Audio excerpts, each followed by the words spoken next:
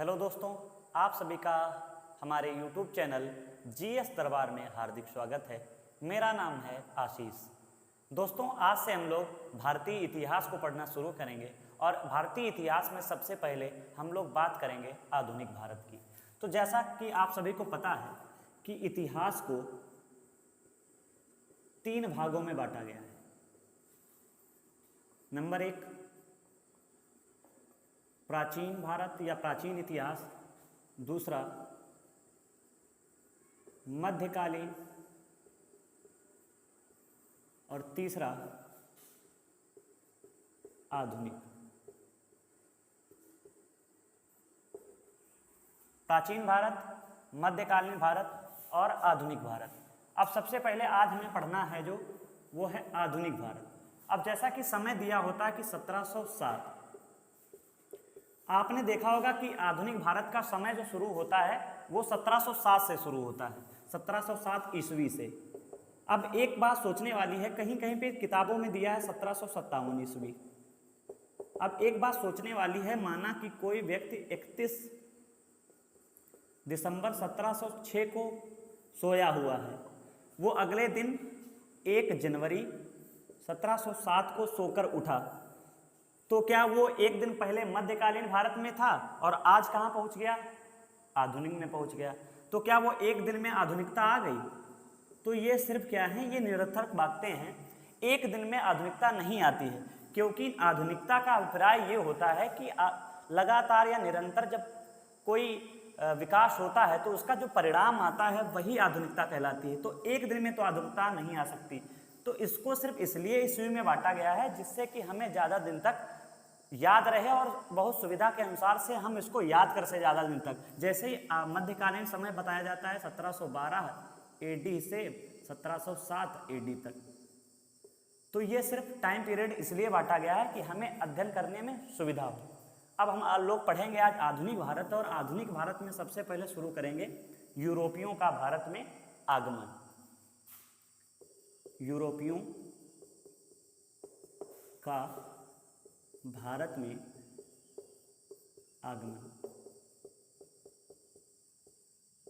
अब जैसा कि आप सभी को पता है कि यूरोपीय कंपनियों का कभी कभी क्रम पूछ दिया था। तो सबसे पहले पुर्तगाली आए थे,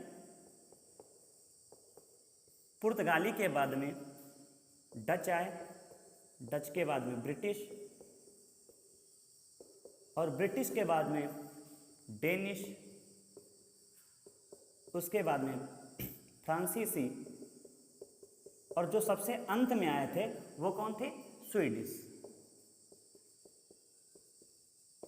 तो इनका आप सभी क्रम जरूर याद रखें, क्योंकि इनका क्रम पूछा जाता है।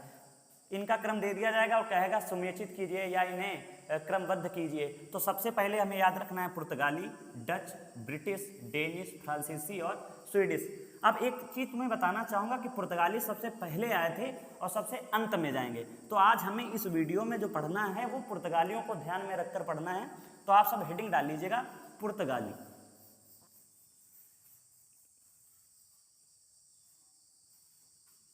पुर्तगाली।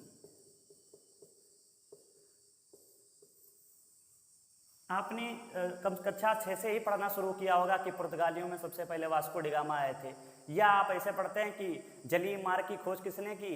तो पुर्तगाली। या इस तरीके से आपने पढ़ा होगा कि भारत की खोज किसने की? तो कहा जाता है वास्को डी गामा। क्या सच में वास्को डी गामा ने भारत की खोज की है? तो बिल्कुल नहीं।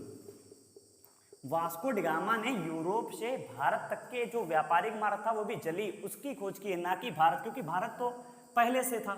तो अगर पूछा जाए कि भारत सबसे पहले कौन आया था, तो वास्को डी गामा। अब क्यों आता है, कारण बनता है कि वास्को डी गामा आया क्यों। तो देखो, आप एक चीज समझिएगा कि यूरोप से एशिया के लिए 2 व्यापारिक मार्ग थे।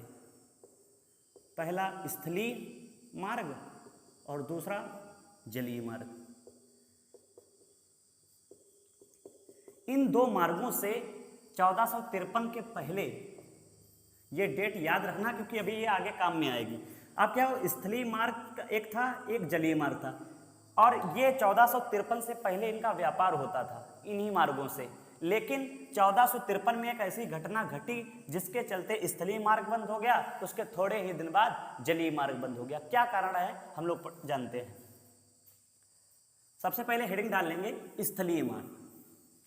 क्यों बंद हो गया उसके कारण देखो समझते हैं। स्थलीय मार्ग, तो सबसे पहले अगर बात की जाए स्थलीय मार्ग कहां से कहां तक था, तो बाल्कन प्रदेशों से होता हुआ टर्की, ईरान, इराक, अफगानिस्तान, और अफगानिस्तान के कौन कौन से दर्रे से, तो पहला आता है खैबर और दूसरा गोमल। इन दर्रों से होता हुआ फिर जाता था पाकिस्तान और उसके बाद में भारत आता था। इस तरीके से ये स्थलीय मार्ग था। लेकिन इनके बंद होने का कारण क्या हुआ, क्यों ये मार्ग बंद हो गए, तो 1453 में क्या हुआ, इसको जानने के लिए हमें विश्व के इतिहास में प्रवेश करना पड़ेगा और जानना पड़ेगा कि क्या ऐसी घटना हुई थी। ये घटना यूरोप में होती है, लेकिन हमें भारतीय इतिहास में ये जानने के लिए कि क्यों स्थलीय मार्ग बंद हो गया, तो हमें विश्व के इतिहास को जानना पड़ेगा। तो 1453 ईस्वी में क्या हुआ देखिएगा।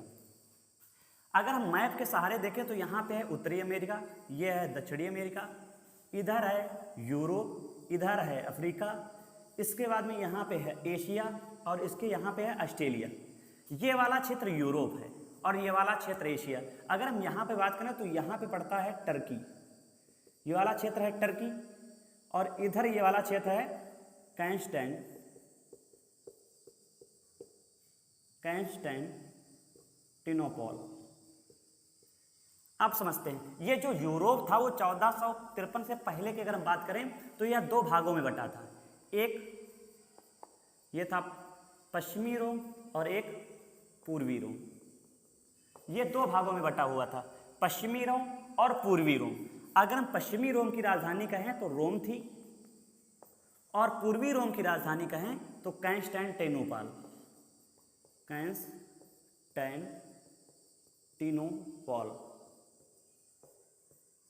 अब क्या हुआ, ये जो पश्चिमी रोम है, रोम यहाँ पे 1400 या कह सकते हो 477 ईस्वी में जर्मनी के लोगों का इस पे कब्जा हो गया था।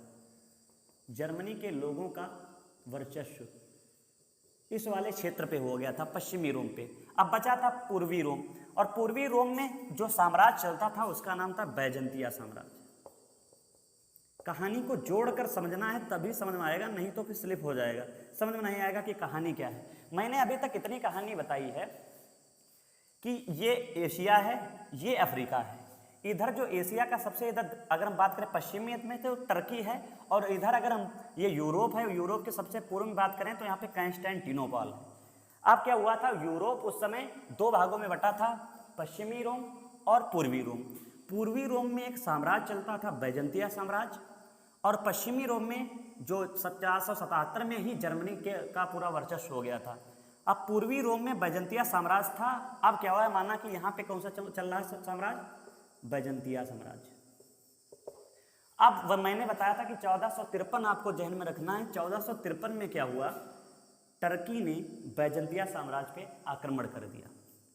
अब क्या हुआ, ये वाला टर्की ने बैजंतिया साम्राज्य पे आक्रमण किया, तो ये वाला जो कंस्टेंटिनोपल था ये टर्की के लोगों के कब्जे में आ गया। अब ये लोग इसे कंस्टेंटिनोपल नहीं कह पाते थे, इसलिए इन्होंने कहा कुस्तुनतुनिया। आप कक्षा 6, 7, 8 वाली किताबों में आपने पढ़ा होगा कि सबसे पहला क्वेश्चन यही शायद कक्षा 6 की किताब में मिलता है एनसीईआरटी में, कि कुस्तुनतुनिया पे अधिकार किसने किया था, तो टर्की लोगों ने किया था। वो वाला किसके कब्जे में था, तो बैजंतिया साम्राज्य के। तो इस प्रकार से ये वाला जो स्थलीय मार्ग था वो बीच में कह सकते हो आ गए टर्की। उन्होंने कहा अब आप इधर से व्यापार नहीं कर सकते हो, इसलिए ये स्थलीय मार्ग था ये तो बंद हो गया। अब यूरोप के पास ऑप्शन रहा कि वो सिर्फ जलीय मार्ग से व्यापार कर सके। अब देखो जलीय मार्ग का हम समझते हैं। अब हेडिंग डाल लेना है जलीय मार्ग।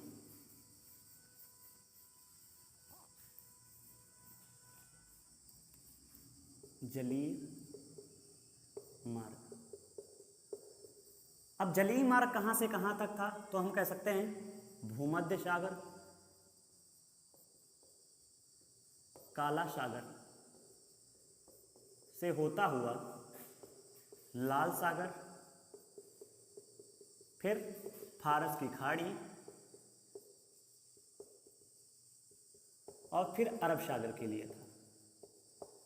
इस तरीके से इनका ये वाला मार्ग था। सबसे पहले वो भूमध्य सागर पार करते थे, फिर लाल सागर, फिर फारस की खाड़ी आते थे, फिर अरब सागर। इन दो मार्गों में सबसे ज़्यादा जो मार्ग चलता था वो स्थलीय मार्ग चलता था, क्योंकि उसमें बार बार सामान को ढोना या कह सकते हो चढ़ाना उतारना नहीं पड़ता था। क्योंकि एक जलीय मार्ग में क्या था कि भूमध्य सागर से लाल सागर तक तो वो आ जाते थे। अब यहाँ से जहाज माल उतार के फिर किसी वाहनों पे रखा जाए और फिर वहाँ से खाड़ी पार करके फिर अरब सागर में उसको जहाज़ों पे लादा जाए, तो उसमें खर्च ज़्यादा आता था, जिसके चलते ये वाला मार्ग कम चलता था, स्थलीय मार्ग ज़्यादा चलता था। लेकिन अब तो स्थलीय मार्ग बंद हो गया है, तो जिसके चलते अब इनका एक ही ऑप्शन बता था, जलीय मार्ग।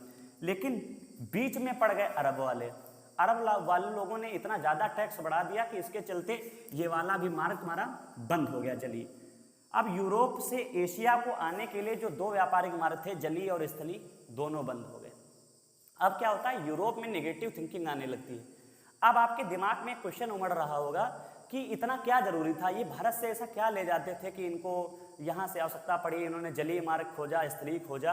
तो आप समझे, ये लोग यहाँ से मसाले ले जाते थे, मसाले ले जाते थे। और आपको पता है मसालों की आवश्यकता क्यों पड़ेगी, क्योंकि यूरोप वाला क्षेत्र ठंडा है, वहाँ पे मांस की आवश्यकता पड़ती है, और मांस को ज़्यादा दिन तक सुरक्षित रखने के लिए मसालों की आवश्यकता पड़ती है, और मसालों में गर्म मसाले, इसलिए ये यहाँ से कच्चा माल ले जाते थे। अब ये कच्चा माल पहुँचेगा नहीं, मांस ज़्यादा दिन रहेगा नहीं, और फिर आपको पता है मांस को खाने के लिए भी अगर सब कुछ बनाएंगे उसका, तो उसमें क्या होगा, मसालों की आवश्यकता पड़ेगी। इसके चलते अब दोनों व्यापारिक मार्ग बंद हो गए हैं। लोगों में, वहाँ के जो यूरोप वाले लोग थे, उनके अंदर नेगेटिव थिंकिंग आने लगे कि अब कैसे होगा।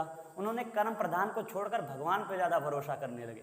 उन्होंने कहा अगर भगवान चाहेंगे तभी सब कुछ हो सकता है। लेकिन जो कॉन्स्टेंटिनोपल मैंने बताया था, ये एक धार्मिक नगरी थी यूरोप की। ये लोग जब यहाँ पे टर्की लोगों का अधिकार हो गया तो ये भागकर पहुँच गए मध्य यूरोप, और वहाँ पे इन्होंने लेख लिखना शुरू कर दिया। अच्छे अच्छे लेख लिखे, लोगों को जागरूक किया कि नहीं अभी ख़त्म नहीं हुआ है कुछ, अभी हम कुछ कर सकते हैं। इसके चलते इन्होंने क्या किया, अलग अलग, जैसे एक आपने नाम सुना होगा मार्टिन लूथर का, ये एक दार्शनिक थे। इन लोगों ने अच्छे अच्छे लेख लिखे, लोगों को प्रोत्साहित किया। इससे एक शासक जो प्रोत्साहित हुए उनका नाम आता है, जो पुर्तगाल के शासक थे उनका नाम है द प्रिंस हेनरिक।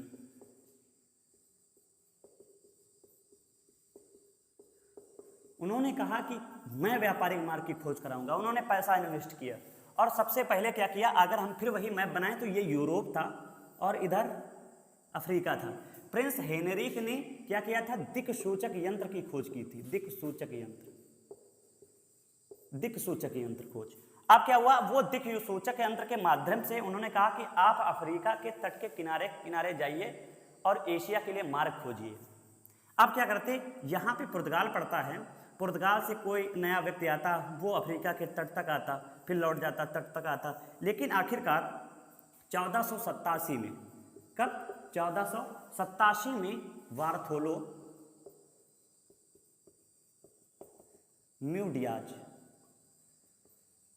वार्थोलोम्यूडियाज नामक व्यक्ति ने क्या किया, ये अफ्रीका का सबसे दक्षिणतम बिंदु है, उसकी खोज की। आज जब वो आया यहाँ पे तो उसने इसका नाम रखा केप ऑफ गुड होप। इसके अलावा अन्य नाम इसके हैं, जैसे कहा जाता है आशा अंतरीप या उत्तर माशा अंतरीप। अब क्या हुआ, जब यहां तक अफ्रीका के सबसे दक्षिणतम बिंदु तक आया था तो उसे एक ये डाउट हुआ कि आगे तूफान जैसा है, आगे जाना संभव नहीं है, इसलिए इसका नाम इसने तूफानी अंतरीप भी कहा। और ये पुनः जो है पुर्तगाल लौट गया। अब क्या हुआ, यहाँ पे अफ्रीका के सबसे दक्षिणतम बिंदु की तो खोज हो चुकी है, इसके आगे अभी एशिया यहाँ पे पड़ता है, वहां तक किस तरीके से जाएं। अब क्या होता है, दो देश बहुत ही आगे रहते थे खोज करने में, एक पुर्तगाल और दूसरा स्पेन। अब स्पेन के लोगों ने पैसा खत्म किया कोलंबस पर, कहा कि आप जाएं और एशिया की खोज करें जाके। अब कोलंबस जाता है और वो पहुंच जाता है 1492 में उत्तरी अमेरिका। जब उत्तरी अमेरिका पहुंचा तो उससे पता चला ये तो उत्तरी अमेरिका है और जाना था हमें एशिया, जिसके चलते वो जो उत्तरी अमेरिका का जो तट बोला जाता है, ये वाला तट, उसको उसने कहा, वहाँ के व्यक्तियों को उसने कहा रेड इंडियन। तो एक क्वेश्चन यही बनता है कि अमेरिका की खोज किसने की? तो वास्तविकता में अमेरिका की खोज नहीं की, उसने अमेरिका की खोज नहीं की, बल्कि यूरोप से उत्तरी अमेरिका के जलीय मार्ग की खोज की। किसने? कोलंबस ने। और वहां पे जो तट पे लोग रहते थे उसे रेड इंडियन कहा। अब ये ना सोचो कि इनका ये काम बेकार हो गया, इन्होंने अब उत्तरी अमेरिका में भी अपना बहुत वर्चस्व जमाया था। इसके अलावा अब थोड़े दिन बाद 1497 में वास्को डी गामा, जो मैंने सबसे पहले इनका नाम लिया था जब मैंने पुर्तगाली हेडिंग डलवाई थी, वास्को डी गामा, ये 1497 में चलता है और 1498 में ये भारत आता है। और भारत में कहा आता है केरल के कप्पकडाबू,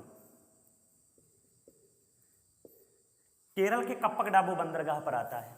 और अब यहाँ पे पूछा जाता है कि केरल के कप्पकडाबू पर वास्को डी गामा का जो कह सकते हो आगमन हुआ था, उस समय शासक कौन थे? तो यहाँ के शासक थे जमोरिन, जिन्होंने इनका स्वागत किया था। अब वास्को डी गामा का स्वागत कर रहा है जमोरिन। अब वास्को डी गामा बड़ा अचंभित हुआ कि अरे ना जान ना पहचान, हम तुम्हारे कैसे मेहमान वाला हाल हो गया। इन्होंने कहा कि ना जान ना पहचान, आप हमारा स्वागत कर रहे हैं, क्योंकि ये जो है 4 जहाज़ों के साथ भारत आया था वास्को डी गामा, और इसके जहाज का नाम था साओ गैब्रियल, साओ गैब्रियल। अब इसको डर था कि ये ना हो कि कहीं हमें लूट ले, क्योंकि देखो चला कब था? 1497 में, बहुत समय हो गया था। और अगर इसकी डेट पूछ ली जाए तो हम कह सकते हैं 20 मई, और 17 मई भी कई जगह दी है, तो वो फिर ऑप्शन पे डिपेंड करेगा 17 मई कि 20 मई। अब क्या हुआ, ये डर रहा था कि ये ना हो हमें लूट ले, जिसके चलते अब क्या हुआ, इसने ईसा मसीह का एक चित्र देखा, तब उसे विश्वास हुआ कि अरे चलो ठीक है, क्योंकि ये लोग भी ईसाई थे और उन्होंने ईसा मसीह का चित्र देखा, तो उन्हें थोड़ा संतुष्टि है कि चलो ठीक है, ये अपने आदमी है। अब क्या हुआ, इसने यहां व्यापार किया और काली मिर्च खरीद के लिए गया। काली मिर्च यहां से ले गया ये, और काली मिर्च ले गया। और जब ये यूरोप पहुंचा तो इसको जितना भी व्यापार में खर्चा आया था उसको निकाल कर कितने गुना फायदा हुआ? 60 गुना फायदा हुआ। और ये बहुत दूरदर्शी था, इसको पता था कि कहीं ना कहीं अगर हमें भारत में व्यापार करना है तो हमारे यहाँ पे एक दुश्मन है, वो हैं हमारे अरबी हैं। अब क्या हुआ, उसने सोचा कि अगर हम अरबियों को परास्त करेंगे तभी हमारी जीत संभव है, तभी हम एशिया से या भारत से व्यापार कर सकेंगे। इसके चलते अब थोड़े दिन बाद क्या होता है कि एक दूसरा व्यक्ति आता है जो पुर्तगाल से आता है, जिसका नाम आप सब जानते होंगे, उसका नाम है पेड्रो अल कैब्राल। तो 1500 में आता है पेड्रो अल कैब्राल। और ये वास्तविकता है कि ये यहाँ पे व्यापार करने नहीं आया था, ये अरबियों को पराजित करने आया था। और पेड्रो अल कैब्राल ने एक देश की खोज की थी जिसका नाम है ब्राज़ील। अब ये कुछ दिन यहाँ रहता है और अरबियों के साथ युद्ध लड़ता है। अब अरबियों को हराना इतना आसान नहीं था, क्योंकि ये बहुत दिन से भारत से व्यापार कर रहे थे। इसके बाद में अब क्या होता है, 1502 में वास्को डी गामा पुनः भारत आता है। तो कह सकते हैं वास्को डी गामा दूसरी बार भारत आया। वास्को डी गामा दूसरी बार भारत आया। इसके बाद में 1503 में पुर्तगालियों की प्रथम फैक्ट्री स्थापित की जाती है। प्रथम फैक्ट्री, वो भी कहाँ? कोचीन में। अब क्या हुआ कि कोचीन में जब फैक्ट्री स्थापित की जाएगी तो कहीं ना कहीं फैक्ट्री को चलाने के लिए गवर्नरों की आवश्यकता पड़ेगी। अब क्या बनना शुरू हो जाएंगे, अब पूरी कहानी आएगी गवर्नर की। अब देखो एक क्वेश्चन और पूछा जाता है जो वास्को डी गामा से ही संबंधित है। पूछा जाता है जब वास्को डी गामा भारत आया था तो उस समय यूरोप का या कह सकते हो पुर्तगाल का शासक कौन था? तो जब वास्को डी गामा भारत आया तो उस समय पुर्तगाल का शासक कौन था? तो एनामुअल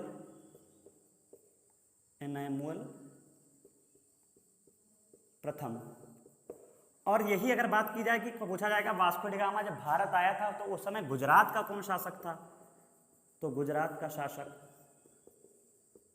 तो उस समय गुजरात का जो शासक था महमूद बेगारा। इसके अलावा पूछा जाएगा केरल का, तो आपको पता है कि केरल का जो स्वागत किया था उन्होंने किसने किया था? केरल के शासक ने, जमोरिन ने। अब क्या हुआ, कंपनी बन गई है। अब कंपनी को चलाने के लिए किसकी आवश्यकता पड़ेगी, गवर्नर की। अब बनना शुरू होंगे गवर्नर। अब एक क्वेश्चन और इससे बनता है, ये क्वेश्चन बनता है कि वास्को डी गामा किस तट से, किस राज्य से या किस कहाँ से वापस गया था, तो गोवा से गया था वापस। और क्या लेके गया था, काली मिर्च। अब हम गवर्नर की बात करेंगे, और सबसे पहले गवर्नर कौन बना था, तो पहले गवर्नर का नाम है Francisco de Almeida. Francisco de Almeida ये क्या था, ये पुर्तगालियों का प्रथम गवर्नर था। अब इसने क्या किया, इसने कहा कि अगर हमें ज़्यादा दिन तक यहाँ रहना है तो हमें सबसे पहले जो हमारा जल वाला क्षेत्र है उसको लॉक करना पड़ेगा। लॉक करने का मतलब है कि हमें कुछ ऐसी व्यवस्था बनानी पड़ेगी जिससे कि हम ज़्यादा दिन तक यहाँ रह सके और कोई बाह्य शक्ति हम लोगों पे आक्रमण ना कर सके या हमारे कंपटीटर ना बने। इसके चलते इसने शांत जल की नीति अपनाई, या इसे क्या बोला जाता है, वाटर ब्लू पॉलिसी भी बोला जाता है, वाटर ब्लू पॉलिसी। अब वाटर ब्लू पॉलिसी का क्या सिस्टम था, इस तरीके से ये है, ये वाले क्षेत्र में यहाँ पे इसने कोचीन में अपनी फैक्ट्री स्थापित कर दी है। एक मिनट इंक डाल लेते हैं। हम लोग बात कर रहे थे कोचीन की, तो यहाँ पे जो कोचीन है, अब धीरे धीरे क्या हुआ, वो चाहता है फ्रांसिस्को डी अल्मीडा कि ये वाला जो क्षेत्र है इसको लॉक बिल्कुल कर दें, जिससे कि बाह्य शक्ति जो आएगी वो हम पे आक्रमण नहीं कर पाएगी। जिसके चलते इसने वाटर ब्लू पॉलिसी अपनाई थी और इसने एक व्यवस्था शुरू की थी, अल्मीडा कार्ड पद्धति। ये कार्ड पद्धति की थी। ये कार्ड मतलब होता था परमिट मतलब कहने का मतलब ये था कि कोई भी व्यक्ति बाहर से अगर इधर से आएगा, और अब इधर देखो ये वाला क्षेत्र पड़ता है बंगाल की खाड़ी और इधर पड़ता है अरब सागर। उसने अल्मीडा कार्ड पद्धति शुरू की थी या व्यवस्था शुरू की थी, जिसमें उसको कोई भी अगर बाह्य व्यक्ति आता है या भारत से कोई बाहर व्यक्ति जाता है तो उसको परमिट लेना पड़ेगा। परमिट क्या लेना पड़ेगा कि आप अगर इधर से आएंगे तो सबसे पहले पुर्तगालियों के जो गवर्नर हैं उनसे परमिट लीजिए, तभी आप प्रवेश कर सकते हैं। और वो यहाँ पे क्या करते थे, यहाँ पे अपनी सेना रखते थे पुर्तगाली लोग, जलीय सेना कह सकते हो। और यदि आपने परमिट नहीं लिया है तो वो इनके जहाज को लूट लिया करते थे। इसलिए आदमी सोचते थे कि क्या है, परमिट ले लो, उसके चलते उन्हें कुछ थोड़ा टैक्स देना पड़ता था। ये परमिट जो है अकबर भाई को भी देना पड़ता था। अब ये समझ लीजिए, अब धीरे धीरे पुर्तगाली इतना अपना वर्चस्व जमा लिए हैं कि यहाँ के जो मुगल सम्राट हैं या कह सकते हैं पूरे देश पे जिसका वर्चस्व है उसको भी परमिट लेना पड़ रहा है या कार्ड से लेना पड़ रहा है। यहाँ तक की स्थिति हो गई है। फ्रांसिस्को डी अल्मीडा प्रथम गवर्नर था, इसने शांत जल की नीति अपनाई। देखो हर गवर्नर को एक काम दिया जाता था कि आपको इस पे फोकस करना है और उन्हीं कामों पे ये धीरे धीरे फोकस करता था। अब इसके जहन में एक ही बात चल रही थी कि हमारे यहाँ पे दुश्मन है, वो कौन है, अरबवासी। तो इसने क्या किया, अरबी और गुजराती वाले लोगों के संयुक्त बेड़ा एक था या कहते हो जहाज था, संयुक्त बेड़ा जहाजी, उसको इसने पराजित कर दिया। किस सन में, 1509 में। इसका अगर टाइम पीरियड पूछा जाता है तो 1505 से 1509 तक।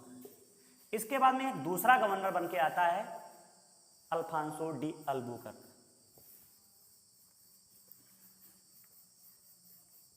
इनके काम भी आपको याद रखना है क्योंकि पूछा जाता है कि शांत जल की नीति किस गवर्नर ने शुरू की थी, तो हम तुरंत ही बता देंगे, अल्मीडा। हम पढ़ेंगे अल्फांसो डी अल्बुकर्क। कब से कब तक, 1509 से 1515। इसे ये जो है कह सकते हो दूसरा गवर्नर था, ये पुर्तगाली साम्राज्य का दूसरा गवर्नर था। और इसे क्या बोला जाता है, इसे पुर्तगाली साम्राज्य का वास्तविक संस्थापक कहा जाता है।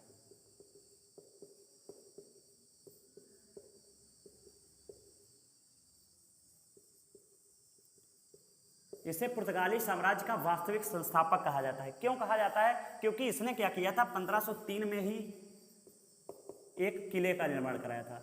ये 1503 से ही था, लेकिन गवर्नर कब बना है? 1509 में। इसने महत्वपूर्ण कार्य किए, इसने बहुत ज़्यादा विस्तार किया पुर्तगालियों का, इसीलिए तो इसे वास्तविक संस्थापक बोला जाता है। इसने क्या किया था? इसने क्या किया था? सती प्रथा पर रोक लगा दी थी।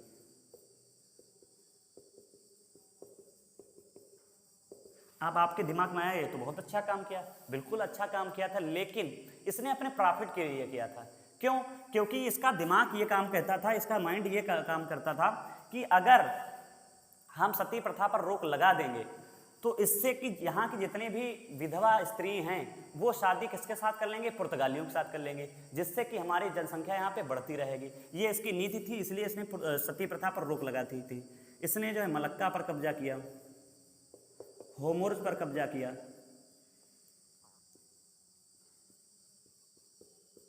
ये बस याद रखना है। अल्फांसो डी अल्बुकर्क ने द्वितीय गवर्नर था, इसे पुर्तगाली साम्राज्य का वास्तविक संस्थापक कहा जाता है। इसने किला का निर्माण कराया था, इसके बाद सती प्रथा पर रोक लगवाई, मलक्का और होमोर्ज पर इसने कब्जा कर लिया। और एक जो बहुत ज़्यादा इंपॉर्टेंट पॉइंट बनता है, इसने क्या किया था? आदिल शाह से गोवा छीन लिया था। अब देखो इसके पीछे कहानी है, समझो। यहाँ पे आपको पता है ये वाला है केरल क्षेत्र, यहाँ पे इसी में है कोचीन, यहाँ पे एक क्षेत्र पड़ता है, ये है कर्नाटक, और कर्नाटक के ऊपर यहाँ पे पड़ता है गोवा। अब क्या था, कोचीन में तो इनका सिस्टम पूरा बन गया कि तो कह सकते हो, केरल में तो इनका वर्चस्व हो गया है। अब ये अपना धीरे धीरे वर्चस्व किसमें बढ़ाना चाहते हैं? कर्नाटक में। और कर्नाटक के पास गए तो यहाँ पे राजा थे कृष्णदेव। कृष्णदेव से इन्होंने कहा कि हम आपके तटवर्ती वाले क्षेत्र को आप हमें दे दीजिए, हम वहाँ पे अपनी कंपनी लगाना चाहते हैं। कृष्णदेव ने कहा ठीक है लगा लीजिएगा। लेकिन उधर यहाँ पे जो गुजरात वाले क्षेत्र में है, यहाँ से आपको पता है, अगर आप उस समय पढ़ेंगे, आप प्राचीन भारत पढ़ेंगे तो वहाँ पे एक लोथल वाला क्षेत्र आया था जो बंदरगाह था। यहाँ पे तो अरब वाले लोग हैं। अब क्या हुआ, अरबियों ने कृष्णदेव को अरबी घोड़े दिए थे, तो अरबियों ने कहा कि राजन अगर आप पुर्तगालियों को यहाँ पे कंपनी लगाने देंगे या फैक्ट्री लगाने देंगे तो फिर हमारी तुम्हारी जो बातें हैं, या कह सकते हो मैंने जो आपको इतने उपहार दिए थे वो सब खत्म हो जाएंगे, मैं अपने उपहार ले लूँगा। इसके चलते कृष्णदेव ने इन्हें मना कर दिया था। अब इनके पास ऑप्शन बचा था कि ये वाला क्षेत्र तो उनको मिला नहीं, तो अगला बचा था गोवा, और उसको आदिल शाह से इन्होंने छीन लिया था। इसके बाद में अगला हम लोग पढ़ेंगे Nino de Cunha. Nino de Cunha,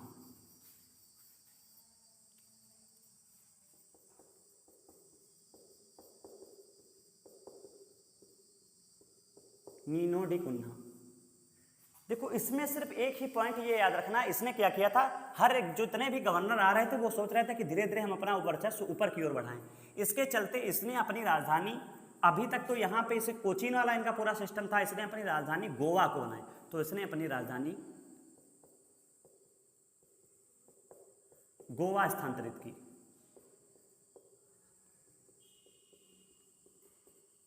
इसने अपनी राजधानी गोवा स्थानांतरित की। इसके बाद में और अन्य कई गवर्नर आए, उन्होंने अपना धीरे धीरे वर्चस्व जमाया। इसके बाद में अब हम पढ़ेंगे कि इनके कारण क्या रहे, पतन के क्या कारण रहे। पुर्तगालियों के पतन के कारण से पहले हम प्रभाव समझ लेते हैं। पुर्तगालियों का प्रभाव, पुर्तगालियों का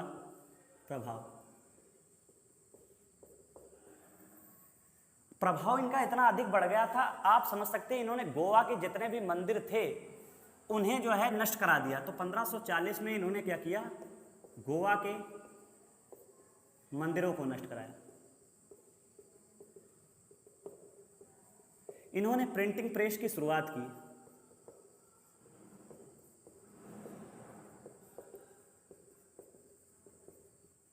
और कहाँ की थी, तो गोवा वाले क्षेत्र में इन्होंने प्रिंटिंग प्रेस की शुरुआत। कहने का मतलब है इन्होंने सबसे पहले नहीं शुरू की है, कहने का मतलब है ये भारत में सबसे पहले प्रिंटिंग प्रेस की शुरुआत की इन्होंने।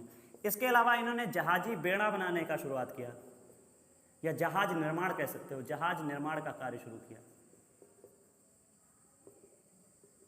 इसके अलावा इन्होंने कई कह सकते हो प्रजातियों का प्रवेशन कराया, जैसे अंगूर, सेब। इसके अलावा जो सबसे ज़्यादा याद रखना है तंबाकू। तंबाकू का इन्होंने कराया, ये बहुत ज़्यादा पूछा जाता है कि तंबाकू का प्रवेशन भारत में किसने कराया था, तो पुर्तगालियों ने कराया था। अब देखो बात आती है कि इनके पतन का कारण क्या रहे, क्यों इतनी बड़ी विरासत बनाने के बाद इन लोगों का पतन हो गया। तो पुर्तगालियों का पतन, पुर्तगालियों का पतन। तो पुर्तगालियों में पतन में है कि देखो धीरे धीरे इनके जितने भी अन्य यूरोप से कंपनियां थी, चाहे वो डच हो, चाहे वो ब्रिटिश हो, चाहे फ्रांसीसी हो, ये धीरे धीरे इनका आ रहा है। तो कह सकते हो अन्य यूरोपीय कंपनियों का आगमन। इसके अलावा इन्होंने सती प्रथा शुरू कर दी थी। अब सती प्रथा इन्होंने शुरू करी तो वहां के जो लोग थे इनका विरोध करना शुरू कर दिया कि आप हमारे धार्मिक कार्यों में हस्तक्षेप नहीं कर सकते हो। इसके चलते वहां के लोगों ने इसका विरोध करना शुरू कर दिया। एक तो कंपटीटर इनके आ गए।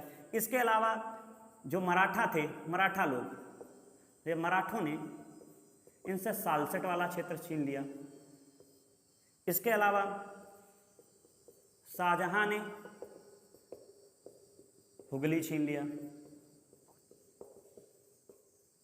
अब आप समझिए, अब इनके पास से धीरे धीरे चीजें जाने लगी हैं। इनके पास जिन्होंने अपनी जितना बनाया था राज्य, वो धीरे धीरे जाने लगा है। तो उन्होंने एक चाल चली। इन्होंने क्या किया, 1662 ईस्वी में इन्होंने क्या किया, इनकी ये कह सकते हो पुर्तगाली साम्राज्य की राजकुमारी थी जिसका नाम था Catherine Braganza. Catherine Braganza, Catherine Braganza की शादी कह सकते हो ब्रिटेन के राजकुमार के साथ कर दी।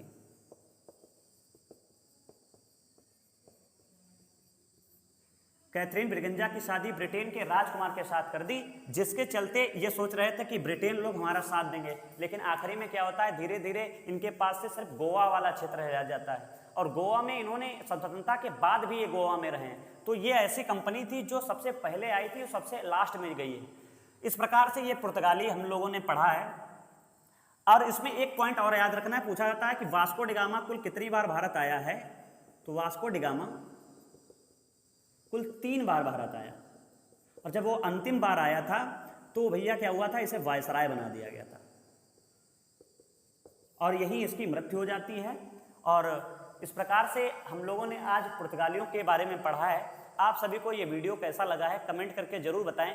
और कुछ अगर पॉइंट छूटे हैं तो आप सब किताबों के माध्यम से या अन्य किसी माध्यम से आप उसको पढ़ लीजिएगा।